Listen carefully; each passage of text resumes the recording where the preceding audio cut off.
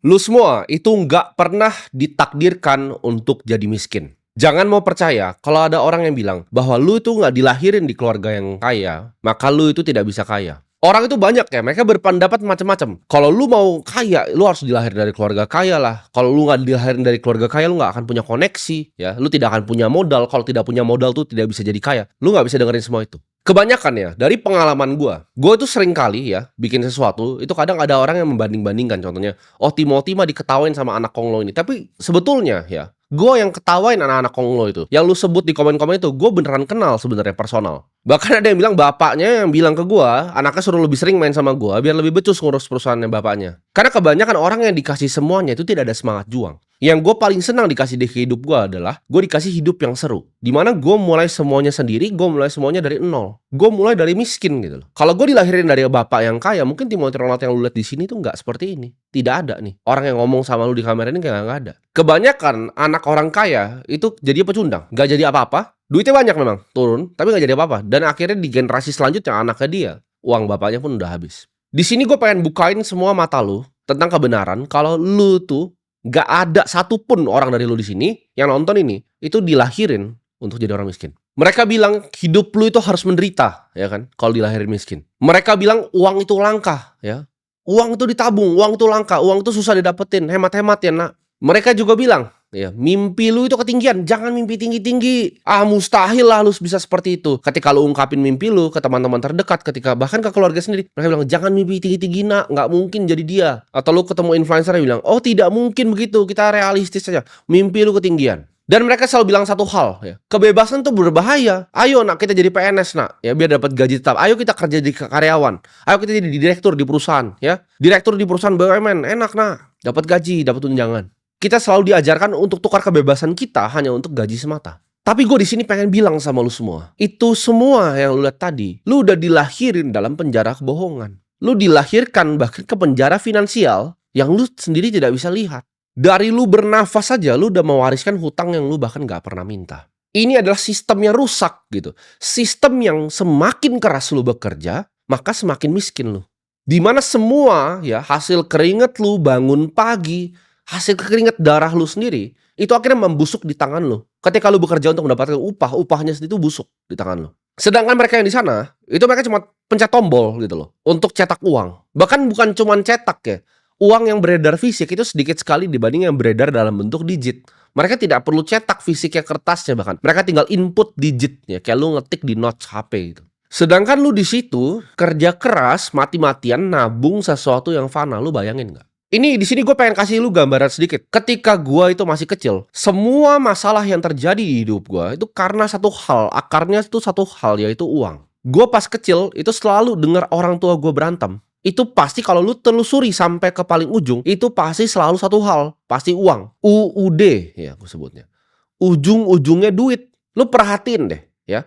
Next time orang tua lu berantem, mau lu umur berapapun gue gak peduli. Next time ada lu berantem sama istri lu, anak lu berantem sama lu, itu pasti karena apa? Pak, aku pengen beli mainan ini. Enggak, jangan nak, jangan. Pak, aku pengen nonton bioskop. Hemat-hemat ya nak. Atau istri, sayang mau honeymoon ke sini. Hemat-hemat ya. Semuanya ya, cekcok yang terjadi itu pasti karena uang. Karena dari dulu, dari gua kecil, masalah sekolah itu jadi berantem. Oh, bayar uang sekolahnya telat, udah berantem di situ. Oh, ini biaya rumah sakitnya mahal. Itu udah semua jadi bahan berantem gitu. Waktu gue kecil gue nggak ngerti gitu, kenapa hal ini tuh terus terjadi dan terjadi. Dan gue yakin lu ngalamin hal-hal yang sama. Gue mikir gitu, apa sih itu uang gitu? Kenapa gue nggak pernah punya cukup uang? Kok uang itu nggak ada gitu? Tapi ada orang yang naik Ferrari. Ini ada game yang berbeda yang dia mainin sama yang gue lihat di sini di depan mata gue sendiri. Gue lihat kok kerja keras kok tapi nggak cukup ya gitu.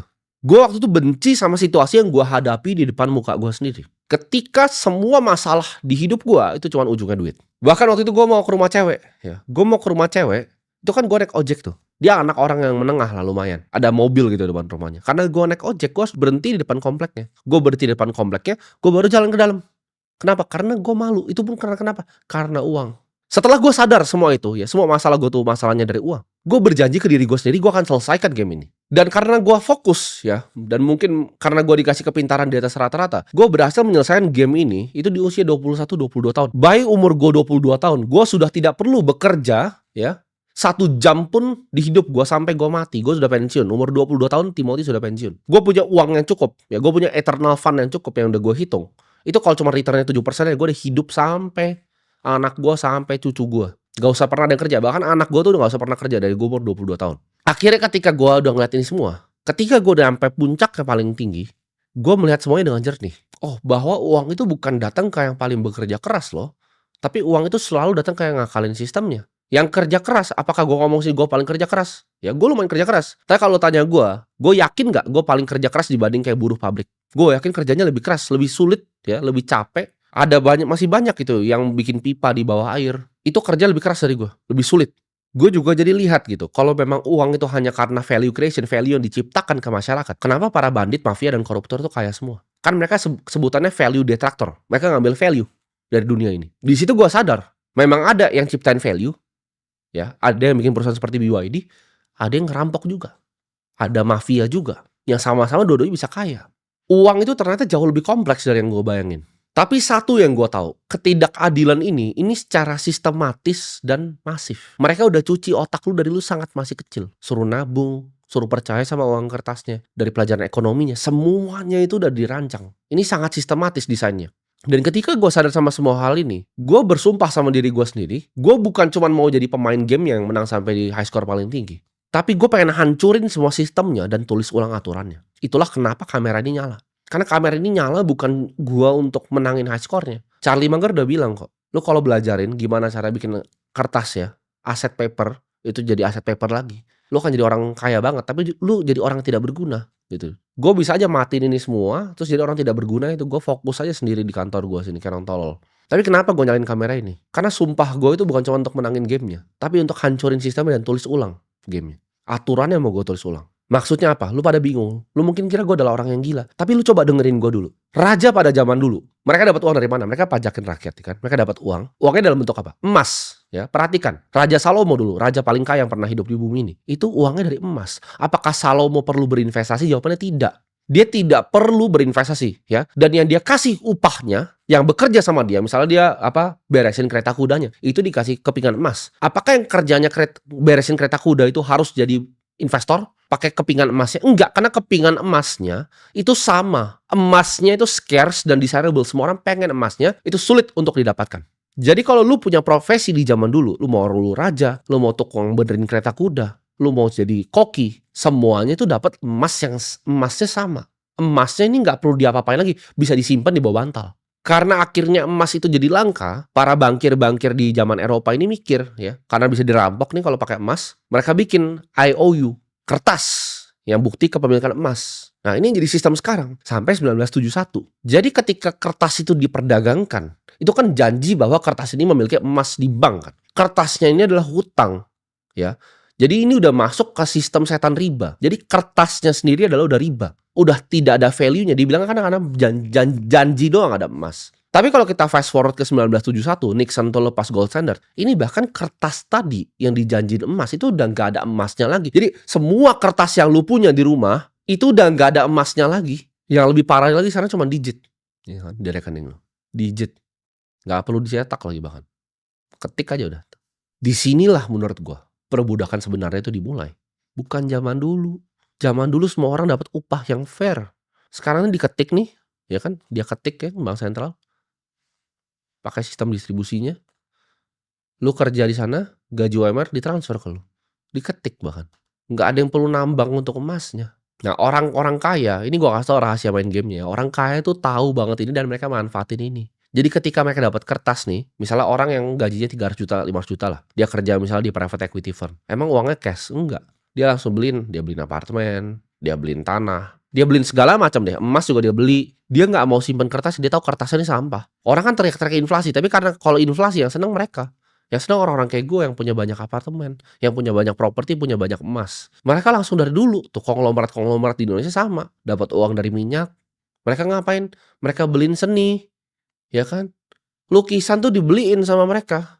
Sampai harganya jadi nggak wajar. Karena lukisan tuh masih lebih berharga dibanding kertas. Lukisan old masters yang di Indonesia tuh lebih berharga dibanding uang kertas bagi mereka. Nah, lu orang-orang miskin nggak paham. Lu nabung di celengan ayam yang diajarin. Disuruh nabung, disuruh kerja yang rajin terus nabung. Kalian bayangin ya, Dokter itu dengan gaji 100 juta, itu buying power-nya juga berkurang tahun depan. Kalau misalnya 10% aja diambil buying power-nya dengan dia cetak digitnya, jadi makin banyak digit yang dia ketik, makin gak berharga uang dokter yang digaji 100 juta itu. Lu mau tahu ya, ini gue 2 kali kejadian di hidup gue. Gue ke rumah sakit, ke dokter, itu mereka kenal gue. Mereka ngomong, "Oh, gue suka nontonin podcast lu, keren banget bro. Thank you banget, lu ngubah hidup gue. Dari gaji gue investasikan yang luar biasa." Kalau lu orang biasa ya, lu bikin konten begini, terus lu denger begitu, lu bakal kayak, seneng gitu. Gua itu malah sedih, lu mau tau kenapa? Pikiran gua nih, ini dokter, ngapain nonton gua? Kenapa dia nggak fokus jadi dokter? Ini profesi mulia loh, ini nyembuhin orang. Kenapa dia harus jadi semi hedge fund manager? Kenapa dia harus ngerti apa itu indeks S&P 500? Itu nggak masuk di otak gua gitu loh. Lu dokter gitu loh, tapi dia harus begitu. Karena dia tahu kalau dia nggak begitu, gajinya jadi nol. Nah, lu bayangin buru-buru yang nggak tahu ini. Lu semua yang nggak tahu ini. Hasilnya apa? Makanya gue bilang lu tuh bukan dilahirin miskin. Lu main di sistem yang dicurangin dari atas sampai bawah. Kenapa dunia ini nggak bisa specialization of labor aja gitu loh. Seperti teorinya Adam Smith kan. Lu bisanya apa? Lu kasih itu ke society. Kenapa value yang dikasih ke lu, ya, ketika lu dokter spesialis, value yang dikasih ke lu, duit yang dikasih ke lu, itu harus berkurang gitu. Harus devaluasi. Itu kenapa itu? Jadi mereka akhirnya apa ya? Mereka yang belum paham ini kan mereka beli kos-kosan. Mereka jadi stres. Kasihan dokter-dokternya. Dan gue yakin ini gak cuma profesi dokter kok. Semua. Pengusaha pun juga sama. Gue baru ketemu. Kemarin kita baru buka outlet baru. Gue ketemu. Ada owner salah satu restoran. Kalau kalian tahu di Pick 2 restoran tuh viral. Dia juga sama. Dia bilang, saya member Akademi Kripto. Dia tunjukin. Kalian bayangin gak? Itu owner restoran yang udah 3 generasi ke bawah. Harus belajar investasi. Kenapa dia nggak bisa dengan lakuin passion aja kalau dia memang passionnya bikin restoran? Atau misalnya ada orang passionnya mau jadi seniman atau pengen jadi dokter. Bukankah itu hidup zaman dulu? Yang orang dibayar pakai kepingan emas dan emasnya dibawa tidur. Tidak perlu jadi investor. Tidak perlu dilakukan sesuatu dengan emasnya. Ini semua kan jadi ilusi di depan mata. Nggak peduli seberapa keras lu bekerja kalau uang lu dirampok terus. Jadi lu harus, game-nya adalah lu dapetin paling banyak nih kertasnya. Lalu kertasnya itu digit-digitnya lu beli-beliin aset. Game-nya cuman itu. Yang nggak main begitu, yang nggak bisa main begitu, asetnya tambah tinggi ketika dia mau sewa untuk rumah untuk kebutuhan hariannya dengan gaji UMR-nya, semuanya makin tinggi itu. Jadi ini nggak bisa keluar perangkapnya. Masalahnya cuma di sistemnya menurut gue. Di situ gue sadar ketika gue liat dokter-dokter itu gue kasihan. Gue harus tinggalin dunia lama ini. Lu semua harus tinggalin dunia lama ini. Gue punya mimpi untuk mengubah masa depan dari sistem keuangan, dimana uang itu akhirnya fair lagi seperti emas zaman raja zaman dulu. Uang yang dipakai itu adalah uang yang fair. Uang yang sama. Kalian tuh bekerja untuk sampah. Orang kaya bekerja untuk sampah. Tapi sampahnya orang kaya itu ditukar jadi properti. Ditukar jadi jam tangan mewah. Lu semua yang nonton ini nggak paham. Kenapa jam tangan tuh ada yang harganya seperti ini. 2,5 miliar, 3 miliar. Orang miskin itu kira orang kaya pakai ini untuk flexing. Enggak. Ini store of value kita. Karena banyak sekali yang pengen. Di dunia banyak sekali yang mau. Coba gua tantang lu sekarang ya. Lu punya duit. Lu coba belilah lukisan Avandi. Sulitnya minta ampun, lu mau galeri dari Bali sampai Singapura itu banyak sekali yang palsu. Karena orang kaya itu selalu cari scarce desirable asset. Zaman dulu rumah 1 miliar di otak lu itu kayak istana, sekarang rumah 1 miliar tuh kayak sampah. Sampah di pinggir Jakarta itu rumah 1 miliar tuh gak ada yang mau rumah 1 miliar. Tapi dapetin 1 miliarnya sama susahnya. Nah, ngerti gak lo? Dulu rumah 1 miliar tuh besar, ya kan? Gajinya sama nih 3 juta nih. Buat dapetin 1 miliarnya nih sama susahnya, tapi lu dapet rumah yang lebih sampah, kan itu bangsat sistemnya. Lu dari sekolah tuh diajarin buat apa? Jadi budak untuk nurut, ya. Nurut ya, dicetak digitnya. Nurut ya, sama bel. Tapi nggak ada yang pernah mau dengar ketika gue ngasih tahu hal-hal seperti ini. Lu nyimpan uang capek-capek, nabung hanya untuk melihat itu semua hilang. Apalagi lu mau tahu nggak yang paling sedih itu apa? Orang yang nggak paham investasi. Dokter yang nggak paham bahwa beating the market itu susah. Mereka mikir mereka bisa stock pick untuk ngelawan gitu kan indeksnya Indonesia dengan stock picking saham yang murah gitu kan diajarin sama influencer. Akhirnya malah duit yang 100 juta tadi yang harusnya diekspektasi 110 juta itu jadi 80 juta. Dia beli kertas, salah investasi atau dia beli kos-kosan yang salah, dia salah hitung, ditipu sama orang, ditipu sama agentnya, ditipu sama tempatnya di situ. Akibatnya apa? 100 juta yang mau jadi 110 itu turun jadi 80. Uangnya lebih cepat hilang lagi. Dan lu semua yang gaji UMR soal investasi jadi hedge fund manager, hilang semua duitnya akhirnya. Gue paham betul kok ya, para mafia uang itu pasti gak suka gue bikin video seperti ini. Para sindikat global tuh yang gue gak bisa stop tuh pasti gak suka gue bikin video kayak gini. Tapi tenang aja, gue punya sesuatu di belakang gue. Di belakang gue itu adalah waktu yang mereka tidak punya. Kenapa akhirnya gue desain untuk nyalain kamera seperti ini? Gue tuh orang yang pikir sangat panjang. Gue selalu main 10 langkah ke depan. Apakah ada yang nggak suka gue bikin begini? Mereka lah pasti, yang sindikat ini yang bikin ini. Tapi apakah gue takut? Enggak, aman. Kenapa? Karena di belakang gue ada waktu. Suatu saat mereka semua akan mati. Jadi untuk mengganti kekuasaan tuh tidak perlu diambil langsung. Untuk ngubah gamenya, gue nggak perlu langsung dobrak gini. Biarin aja dulu begini, nggak apa-apa. Tapi di saat mereka semua ini sudah mati, ya sama waktu, matinya sama waktu bukan sama gue. Mati sama waktu. Dan gue yakin teknologi biotech itu nggak akan secanggih itu. Mereka udah tua semua, gue tahu. Ini bakal mati di generasinya. Makanya kadang gue bikin video-video seperti ini, gue nggak ngomong ke semua generasi. Sorry nih buat yang 40-50. Gue lebih pengen ngomong ke yang 15, 20, 25. Karena ini akan jadi generasi yang bareng gue dan gantiin depannya. Ketika ini udah depannya sama, kita punya konsensus yang sama, uang yang sama yang kita mau pakai itu mati semua. Ketika generasi ini udah jadi generasi penerus, ya, gue akan di situ bikin sistem moneter yang fair. Uangnya tuh nggak bisa cetak sembarangan. Uangnya fix. Dan kalian semua udah tahu uangnya di sini apa. Jadi Bitcoin untuk gua itu nggak cuma sekedar investasi, tapi alat untuk mengubah ini semua. Sistem moneter yang benar-benar fair dan adil. Nanti balik lagi, persis kayak emas. Lu merasa aman kan sekarang di pekerjaan lu? Karena lu digaji secara bulanan. Lu itu selalu disuruh diam dan bersyukur, ya kan? Oh, jangan berisik-berisik ya. Kamu diam aja ya, bersyukur ya dengan hidup yang kamu punya. Lu disuruh jadi orang biasa. Ah, mimpi lu ketinggian, dibunuh mimpi lu. Janganlah mimpi tinggi-tinggi, masa mau punya mobil sport. Jangan. Bersyukur ya, bersyukur. Realistis aja yuk, realistis yuk. Lu dari 0 ke 10 juta aja sudah hebat kok kamu. Yeay, sudah hebat. Mimpi lu diketawain ya, seolah itu tidak mungkin. Gue pun juga sama kok. Kalau gue mau cerita dulu mah, orang-orang ketawain gue gitu. Ya, keluarga sendiri, semua ketawain gue. Karena sistem ini takut ya ketika orang-orang seperti gue itu bangun. Jadi setiap kali lu denger di kuping lu ya, ada kayak norma sosial. Gue tuh selalu ngomong apa yang gue mau. Gue nggak peduli orang nggak suka sama gue. Kan itu alasannya gue jadi kaya in the first place kan. Ada orang nih tersinggung dengan apa yang gue ngomong. Ya lu mati aja. Gue peduli setan lu hidup atau enggak. Mau orang bilang itu temen lu, bukan temen lu. Gue nggak butuh gitu. Gue bener-bener nggak butuh. Mereka takut banget ada orang-orang baru kayak gue bangun. Kenapa? Karena ada 100 lagi kayak gue. Dari kali nih makanya gue suka ngomong kayak 15, 16, 17, 18. 100 lagi orang kayak gue. Sistem yang mereka bangun, ini akan kita hancurin ke tanah nanti. Coba pakai rasa sakit yang ada dalam hati lu. Untuk ubah lu jadi orang yang disiplin. Stop maki-maki orang yang lu gak kenal di internet. Dan mulailah bikin suatu karya. Lu stop scrolling gak penting dan mulai belajar. Mereka pengen lu ke distraksi ya. Mereka gak mau lu lihat kebenaran. Mereka kasih lu berbagai macam video-video gak penting. Nih. Contoh lu buka YouTube aja, lu klik di kanan tuh kan semua tuh. Nah itu isi mungkin gak penting tuh. Kenapa? Karena gue tahu gitu. Ketika gue buka YouTube gue ini peduli sama kalian. Gue buka audiens gue liatin loh channel yang lu pada nonton tuh. Gue langsung tahu gitu loh kualitasnya gimana. Mereka itu lemparin dopamin ke lu ya kan. Dopamin dilemparin. Ayo hutang yuk, berhutang yuk, KPR yuk. Kredit mobil, ayo kredit mobil. Murah nih promo kredit mobil. Mereka lemparin juga keraguan di hati lu. Apakah aku bisa ya? Apakah gue bisa? Mimpi gue ketinggian. Karena kalau gue bilang tadi, lu bangun bareng, lu semua nih bangun bareng nih, mereka yang jatuh. Gue harus kasih tahu dulu ya. Gue bukan di sini untuk motivasi ataupun inspirasi lu. Gue benci banget orang bilang itu. Motivasi enggak. Motivasi itu besok bisa hilang.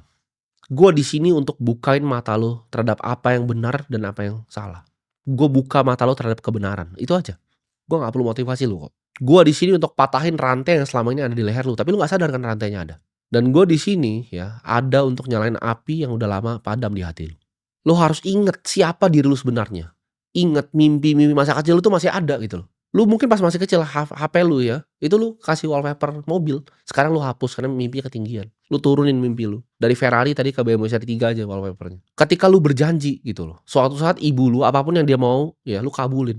Gue lihat banyak kesedihan di dunia ini ya, terutama di orang kaya. Lu mau tau apa yang mereka semua paling iri dari gue? Gak semua orang ya sempat ketika ibunya masih hidup itu ngeliat anaknya sukses. Banyak yang gak bisa ngasih hal seperti itu ke ibunya. Dan gue bersyukur ya nyokap gue itu masih ada dan gue bisa bahagia di saat dia masih ada di sini. Kalian tuh nanti banyak yang gak punya kesempatan ini, apalagi setelah 2030. Orang tua lo ada, tapi dia cuma lihat lu sebagai anak yang gagal. Anak yang gak berkontribusi apapun ke dunia ini. Cuman jadi orang biasa. Gue mendingan jadi orang miskin. Gembel sekali pinggir jalan dibanding jadi orang biasa. Lu suruh gue mungut jualan tisu di pinggir jalan. Atau lu suruh gue ke kantor naik LCGC. Gue mendingan mungut tisu, gue tawarin di situ. Lu harus takut untuk jadi orang biasa. Gue lihat banyak sekali, bahkan teman-teman gue sendiri, orang-orang kaya yang menderita. Kenapa? Karena mereka gak pernah sempat dalam hidupnya orang tua aja ngeliat mereka sukses. Suksesnya telat umur 40. Telat umur 50. Bahkan teman-teman gue sendiri banyak. Lu semua di sini ya, gue nggak minta lu untuk ikutin gue. Tapi gue minta lu semua di sini untuk bisa suatu saat nanti jadi lebih dari gue. Dan semua anak-anak muda di sini ya, gue itu cuman sebagai pengingat. Revolusinya itu ada di tangan lu semua. Dan ingat ya, terakhir, lu itu nggak pernah ditakdirkan untuk jadi orang biasa-biasa aja.